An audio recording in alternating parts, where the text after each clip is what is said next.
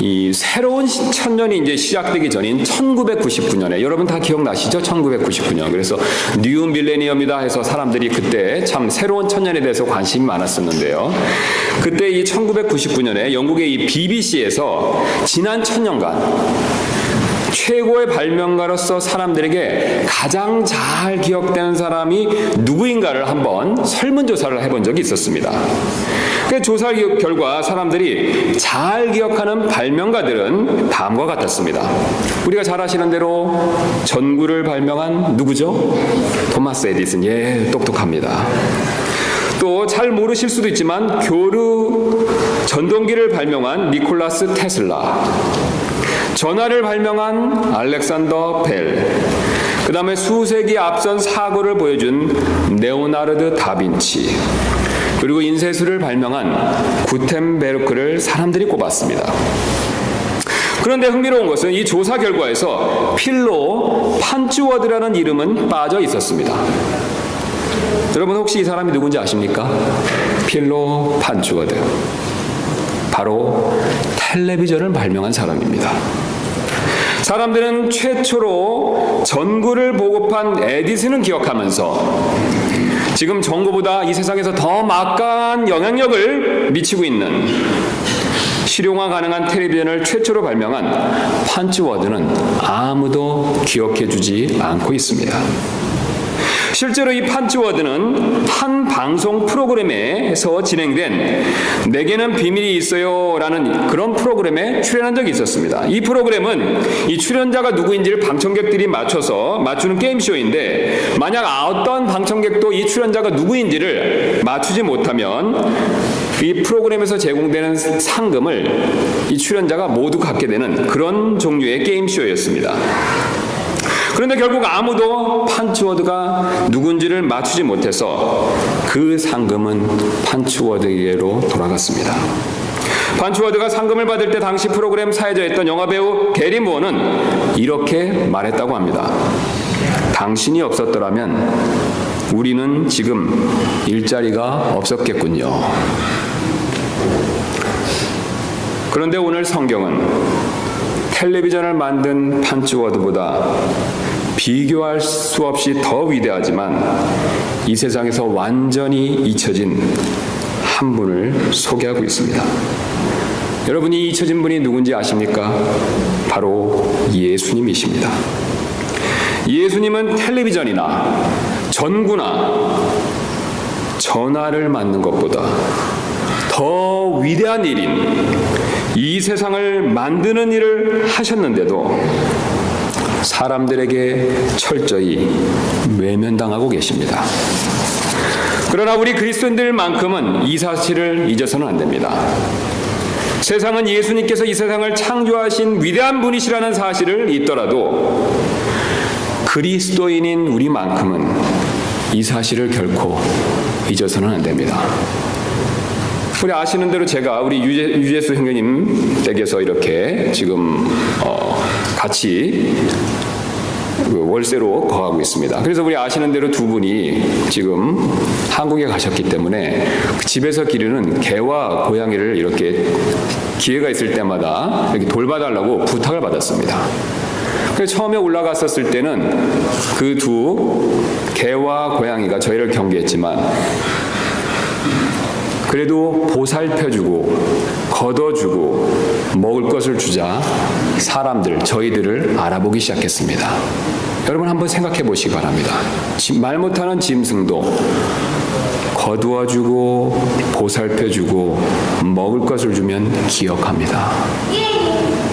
그렇다면 우리를 구원해 주신 예수 그리스도를 믿는 우리 그리스도인들은 우리를 위해서 생명을 주시고 날마다 필요한 모든 것들을 주시는 이 예수 그리스도께서 하신 일에 대해서 우리는 사실 얼마나 잘 기억해야 되겠습니까? 그래서 오늘 저는 여러분들과 함께 우리가 믿는 예수님은 이 세상을 창조하신 분이시라는 진리를 다시 한번 꼭 기억하기를 원합니다. 그리고 이를 위해 예수님께서 이 세상을 구체적으로 어떻게 창조하셨는지 그 내용을 함께 한번 살펴보기를 원합니다. 이를 위해서 우리는 오늘 다시 한번 본문 2절 말씀을 한번 보시도록 하겠습니다. 우리 2절 말씀을 다시 한번 읽도록 하겠습니다. 바로 그분께서 처음에 하나님과 함께 계셨고, 오늘 읽었던 2절 말씀에서는 바로 예수님의 창조자로서의 자격을 먼저 우리에게 가르쳐주고 있습니다. 그래서 예수님의 창조자로서 가지신 첫 번째 자격은 예수님은 바로 하나님이셨다는 사실입니다. 그래서 그 근거로 2절을 첫 구절에 이렇게 시작하고 있습니다. 바로 그분께서. 여러분, 그렇다면 지금 바로 그분께서라고 말씀하셨을 때 이 바로 그분은 누구입니까? 1절에 나와 있는 말씀이죠. 이 바로 그분에 대해서 사도 요한은 이미 1절에서 말씀에 대해서 3번을 언급했습니다. 그래서 1절 말씀을 다시 보시면 처음에 말씀이 계셨고, 이 말씀이 하나님과 함께 계셨고, 그리고 맨 마지막에 이 말씀이 하나님이셨다라고 우리에게 알려주고 있습니다. 특별히 바로 그분께서라고 요한이 말했을 때는 이 마지막에 나오는 이 말씀은 바로 하나님이셨다는 사실을 우리에게 지금 강조해서 알려주고 있습니다. 여러분, 바로 그렇습니다. 예수님은 하나님이십니다. 예수님이 하나님이시기 때문에 그분은 이 세상을 창조하실 수 있는 권능, 즉 능력을 가지고 계십니다. 여러분은 이 사실에 대해서 의심에 가질지도 모르겠습니다. 여러분, 그러나 하나님의 말씀인 성경이 이 사실을 우리에게 분명하게 선포하고 있습니다. 만약에 여기 계신 모든 분들이 이 성경이 하나님의 말씀인 것을 믿는다면 이 하나님의 말씀이 예수님은 하나님이라는 사실을 우리는 꼭 반드시 믿을 필요가 있습니다. 왜냐하면 이 성경책을 적어놓으신 하나님은 절대로 결코 거짓말하지 않는 분이시기 때문에 그렇습니다. 하나님은 절대로 거짓말하실 수 없는 분이십니다. 자기가 하신 말을 되돌이키실 수 없는 분이십니다. 절대적으로 진실한 하나님께서 오늘 자신의 아들 예수 그리스도께서 바로 이 세상 만물을 만드신 하나님이란 사실을 우리에게 알려주고 계십니다. 그뿐만 아니라 오늘 사도 요한은 예수님께서 창조자로서 가지실 수 있는 또 다른 자격을 다시 한번 2절에서 우리에게 가르쳐주고 있습니다. 바로 예수님은 영원전부터 계셨다는 사실을 우리에게 가르쳐주고 계십니다. 그래서 2절을 다시 한번 보시면 바로 그분께서 언제부터 계셨다라고 말씀하고 계십니까? 처음에 계셨고. 우리가 믿고 의지하는 예수님은 이 세상이 처음 시작할 때 이미 그 전부터 계셨다라고 우리에게 알려주고 계십니다. 하늘이 시작되는 처음에 이미 계셨습니다.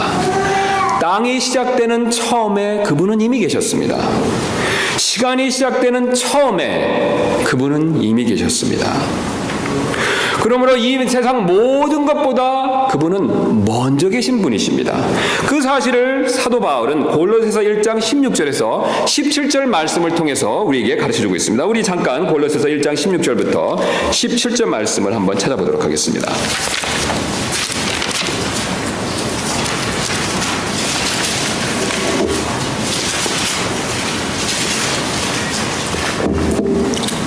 이렇게 말씀하고 계십니다. 사도 바울께서 이는 그분에 의해 모든 것이 창조되었기 때문이라. 하늘에 있는 것들과 땅에 있는 것들, 보이는 것들과 보이지 아니하는 것들, 곧 왕자들이나 통치들이나 정사들이나 권능들이나 모든 것이 그분에 의해 창조되고 그분을 위하여 창조되었노라.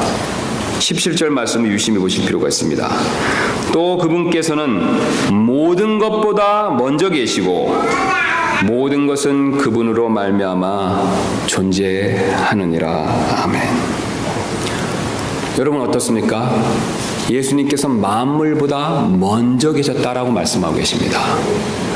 그렇다면 이 세상 만물보다 예수님이 먼저 계셨으면 예수님은 최소한 창조된 존재는 아니십니다. 여러분 이 사실을 믿으십니까? 이 세상 모든 만물이 만들어졌는데 이 예수님만큼은 만들어진 만물보다 먼저 계셨다라고 말씀하십니다. 그렇다면 만들어진 만물보다 먼저 계셨으면 그분은 최소한 어떻습니까? 창조물은 아니시죠. 그래서 그분은 창조주가 되실 수밖에 없습니다.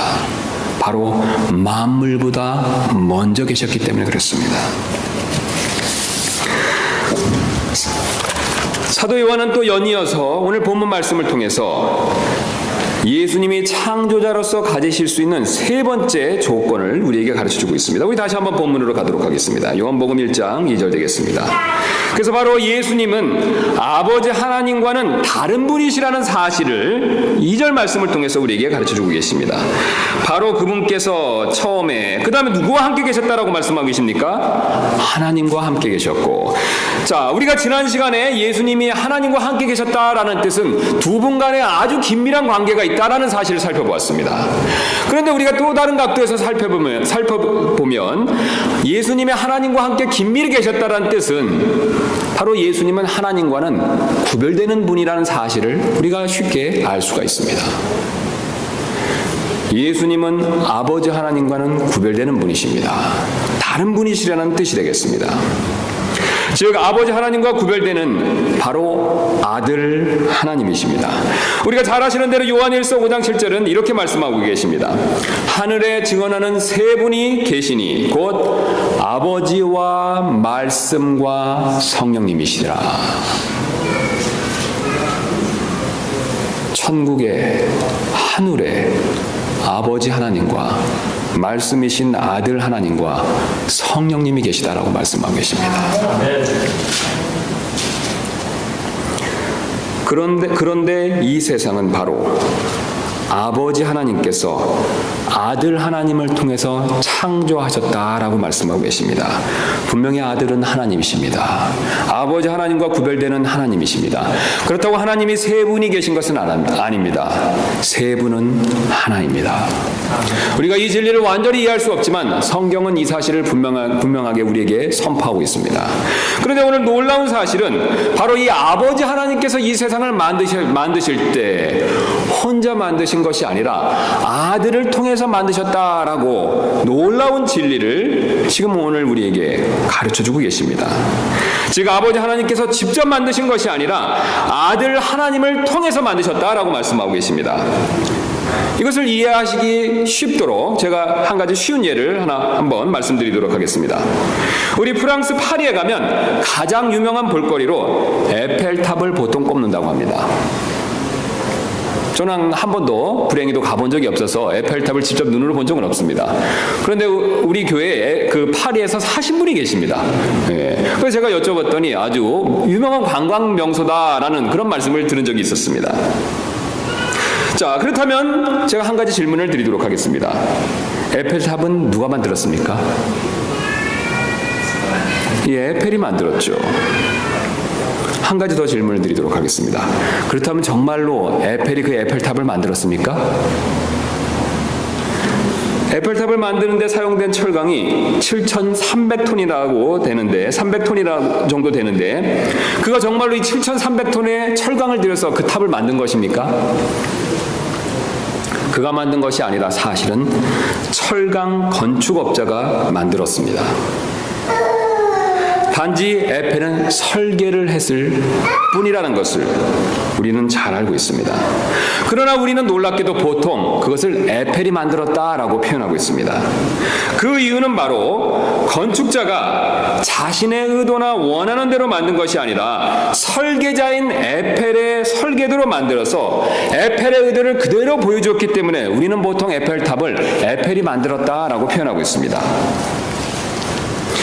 바로 이 설계자와 건축자의 관계는 오늘 본문 말씀인 3절을 이해하는데 중요한 힌트를 우리에게 제공하고 있습니다. 바로 3절 말씀을 다시 한번 보겠습니다. 모든 것이 뭐라고 말씀하고 계십니까, 여러분? 그분에 의해 만들어졌으니 만들어진 것 중에 그분 없이 만들어진 것은 하나도 없었더라. 이 세상 모든 만물을 누가 만드셨습니까? 하나님이 만드셨죠. 아버지 하나님이 모든 것을 만드셨는데 구체적으로 이것을 만드셨을 때 누구를 통해서 만들었다라고 말씀하고 계십니까? 아들 하나님이신 말씀을 통해서 만드셨다라고 놀라운 진리를 오늘 우리에게 가르쳐주고 계십니다. 이 뜻은 마치 에펠이 건축가를 통하여 탑을 만들었듯이 아버지 하나님께서도 예수님을 통하여 이 세상을 만드셨다는 것을 우리에게 알려주고 계십니다. 결국 두 분이 함께 일하셨다는 사실을 명백하게 우리에게 오늘 알려주고 있습니다. 그래서 우리의 근거로 창세기 1장 26절을 한번 보도록 하겠습니다. 창세기 1장 26절입니다.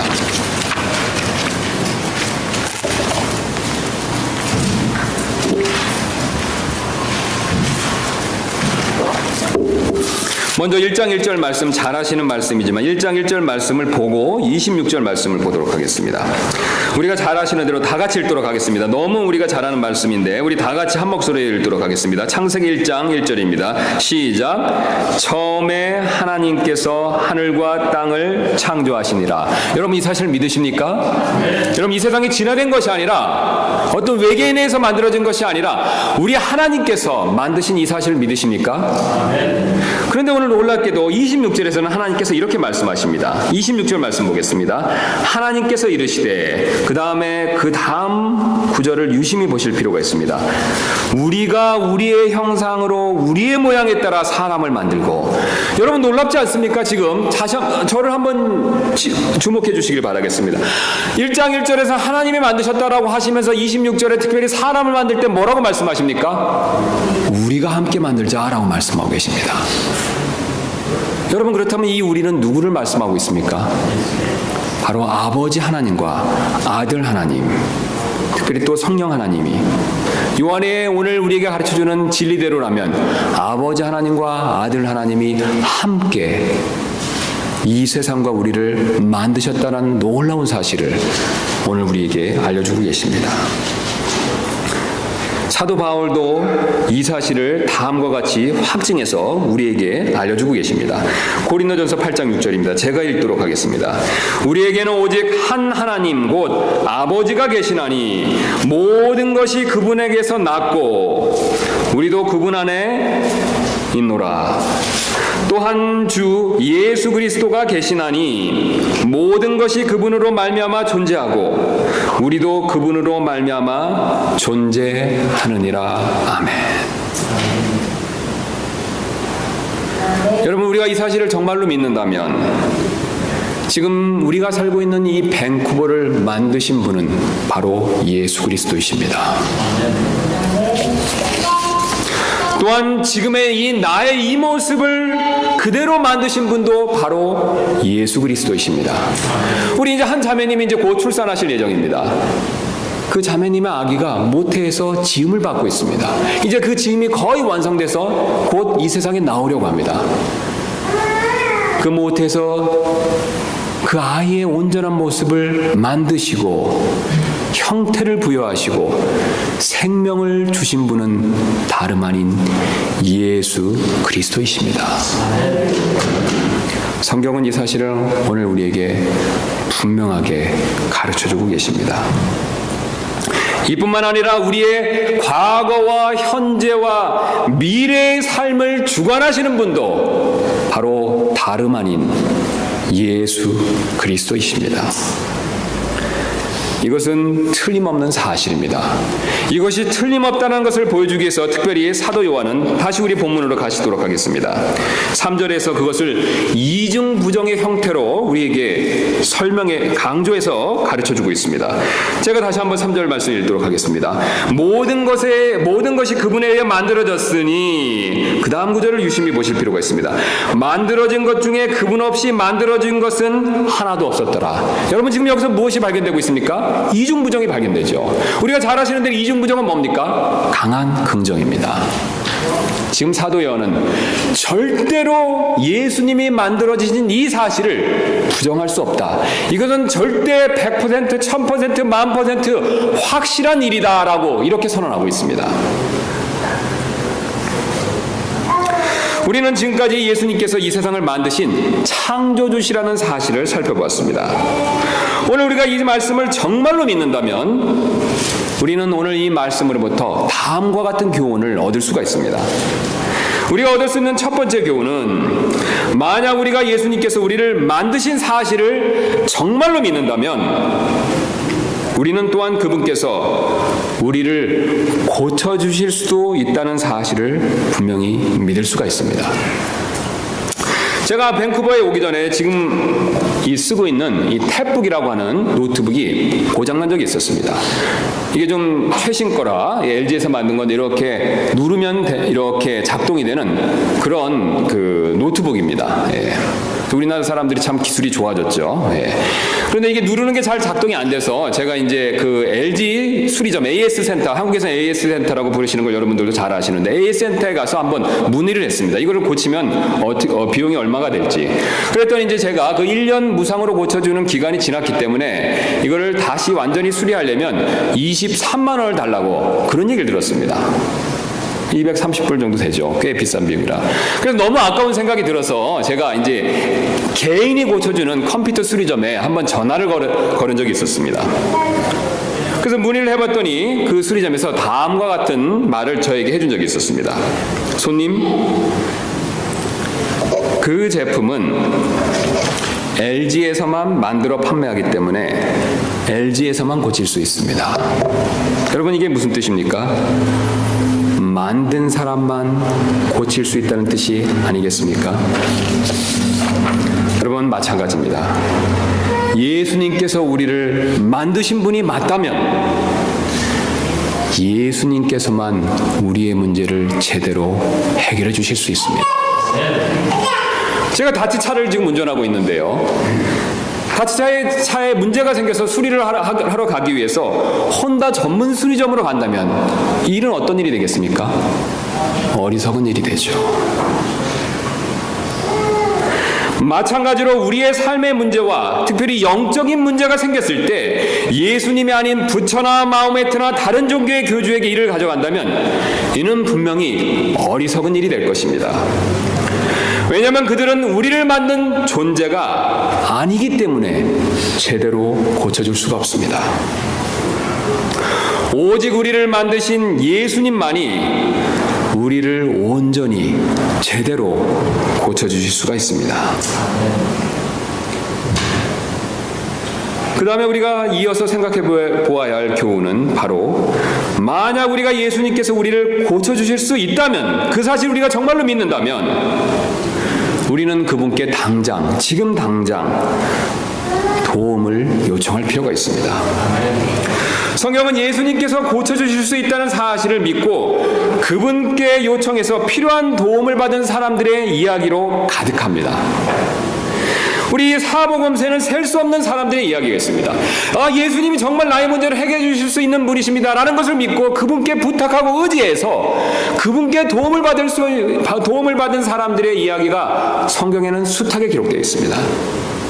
오늘 요한복음 21장 25절에서 이렇게 말하고 있습니다. 우리 다시 한번 같이 찾아보도록 하겠습니다.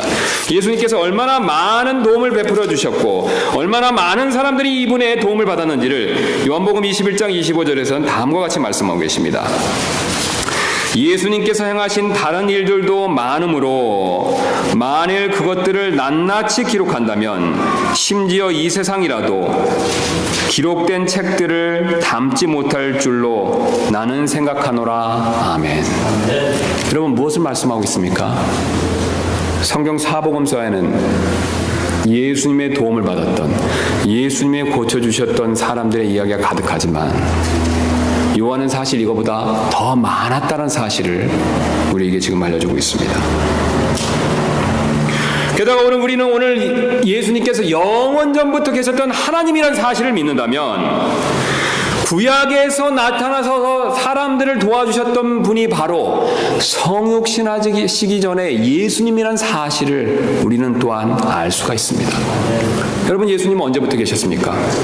신약시대에만 계셨습니까? 아닙니다. 예수님은 영원전부터 계셨습니다. 그 영원전부터 계셨던 예수님께서 성육신 하시기 전부터 사람들에게 나타나셔서, 특별히 구약시대에 나타나셔서 그들이 도움을 요청할 때 때로는 천사의 모습으로, 때로는 구름기둥 가운데서, 때로는 불기둥 가운데서, 때로는 환상 가운데서 나타나셔서 그들을 도왔다는 것을 구약 성경은 우리에게 풍부하게 알려주고 있습니다. 그 결과 구약에서 노아와 아브라함과 이삭과 야곱과 이스라엘 백성을 도우셨던 분이 다 예수님이었구나라는 사실을 우리는 알 수가 있습니다. 게다가 놀랍게도 이 하나님이신 예수님은 성경책 안에만 계신 분이 아니십니다. 여러분 이 사실 믿으십니까? 예수님이 정녕 하나님이시라면 그분은 아담과 아브라함과 이삭과 야곱처럼 성경책 안에만 있는 존재가 아니십니다. 그분이 하나님이 맞으시다면 그분은 지금도 살아계십니다.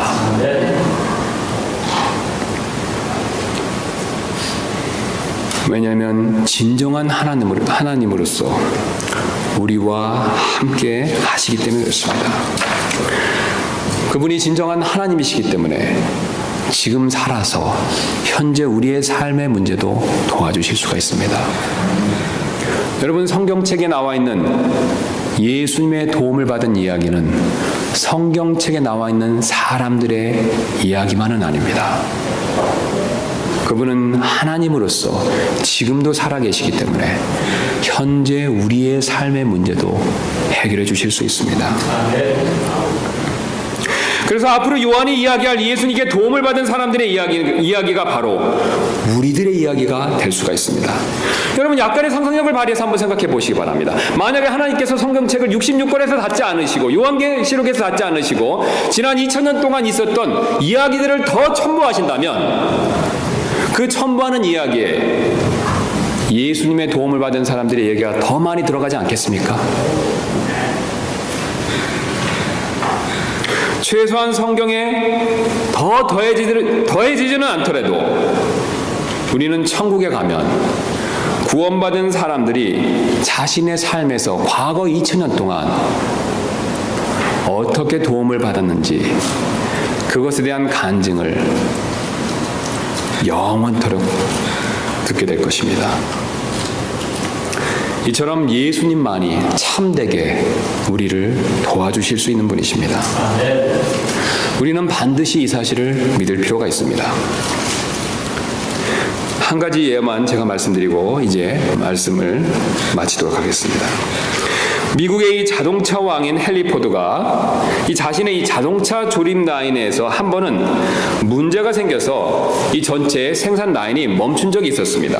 여러분 헨리 포드 잘 아시죠? 예, 우리 지금도 이 포드 자동차가 있지 않습니까? 그 회사를 처음 세우고 이 세상에 이제 처음으로 자동차를 이렇게 사람들이 싸게 살 수 있도록 대량으로 만드는 사람이지 않습니까? 근데 그 사람이 이제 부지런히 이렇게 자동차를 만드는 일을 이렇게 생산 라인을 통해서 하고 있는데 어느 날 한번 이게 제대로 고장이 난 적이 있었다는 뜻이 되겠습니다. 그래서 그 공장에 있는 기사들이 총동원해서 이 문제를 해결하기 위해서 멈춘 이 생산 라인을 다시 막 재가동하기 위해서 애를 아무리 썼지만 아무도 다시 이것을 다시 가동시킬 수가 없었습니다. 그래서 헨리 포드는 그 당시에 자신의 친구인 미국의 천재 전기공학자인 찰스 스테인메츠를 불러서 고쳐달라고 부탁을 한번 했습니다. 이 찰스 스테인메츠 역시 아주 대단한 천재로서 이 전기 기술에 있어서는 다른 사람 타인이 쫓아오는 걸 불허하는 그런 대단한 사람이었습니다. 그래서 스타인메츠가 도착해서 이것저것을 그냥 몇 분 동안 잠깐 이렇게 만지작거리자 귀족같이 다시 이 조립 라인이 가동되기 시작했습니다. 그래서 며칠 후에 이제 헨리 포드는 스타인메츠로부터 수리 청구서를 받게 되었는데 그 청구서에 적힌 수리 비용은 무려 10,000불, 우리 하나로 1,000,000원 이상이 되었습니다. 여러분 그 당시에 지금으로부터 한 50년, 60년도 더 됐죠. 그때 10,000불이면 어떻습니까? 지금으로 치면 하나로 치면 한 1억 이상 정도 되는 돈이 되겠죠. 한 번 와서 잠깐 이렇게 만져서 고쳐줬는데 이 수리비로 10,000불, 지금으로 치면 1억 이상의 수리비를 요구했다는 것이죠. 그래서 너무 수리 비용이 비싸다는 생각이 든 헨리 포드는 다음과 같이 편지를 써서 그에게 보냈습니다. 여보게 찰스, 잠깐 만지작거린 일에 비해 수리비가 너무 비싸다는 생각이 들지 않나? 그랬더니 스타인메츠가 다음과 같은 새 청구서를 보내왔습니다. 잠깐 만지작거린 일에 대한 비용은 10불, 어디를 만지작거리면 고쳐지는가를 아는 일에 대한 비용은 9,990불. 여러분, 스타인매츠가 어디를 잠깐 만지작거리면 조립 라인이 다시 작동하는가를 아는 것처럼 우리 예수님께서도 우리 삶의 어떤 부분을 잠깐 만지작거리면 우리의 삶의 모든 문제가 다시 원래로 회복되는가를 잘 알고 계십니다. 왜냐하면 그분께서 우리와 이 세상 모든 것을 만드신 분이시기 때문에 그렇습니다. 여러분, 놀랍게도 우리는 스타인매츠보다 더 위대한 예수님을 우리의 구원자로 모시고 있습니다. 그렇다면 저와 여러분은 그분께 우리 삶의 모든 문제를 맡길 필요가 있지 않겠습니까? 스타인매츠는 엄청난 수리비를 요구하지만 우리 예수님께서는 은혜로 모든 문제를 고쳐주시고 해결해 주십니다. 예수님께서는 결코 성경을 많이 알아야 고쳐준다고 말씀하시지 않으십니다. 예수님께서는 킹제임스 성경에 대해서 알고 있어야 고쳐주신다고 말씀하지 않습니다. 전도를 많이 해야 고쳐주신다고 말씀하시지도 않습니다.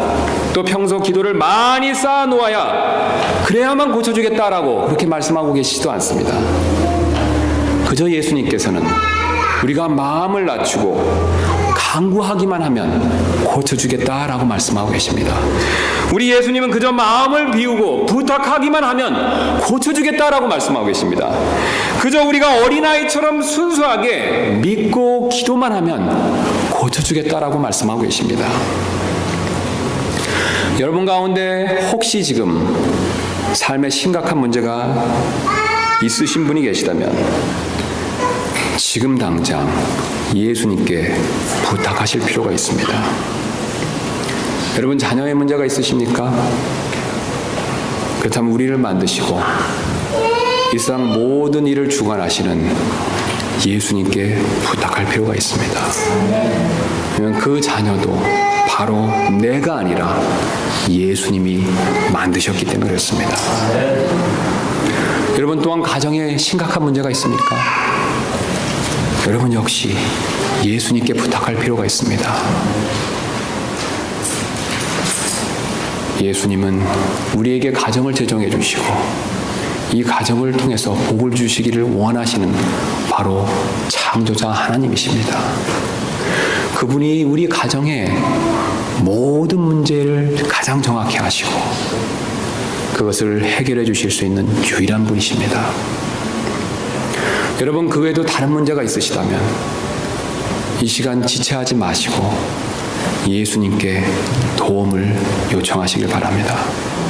우리 잠깐 눈을 감으시고 오늘 우리 예수님께서 주신 말씀대로 내가 만약 지금 어려운 문제가 있다면 지금 당장 예수님께 간구하는 시간을 잠시 갖도록 하겠습니다.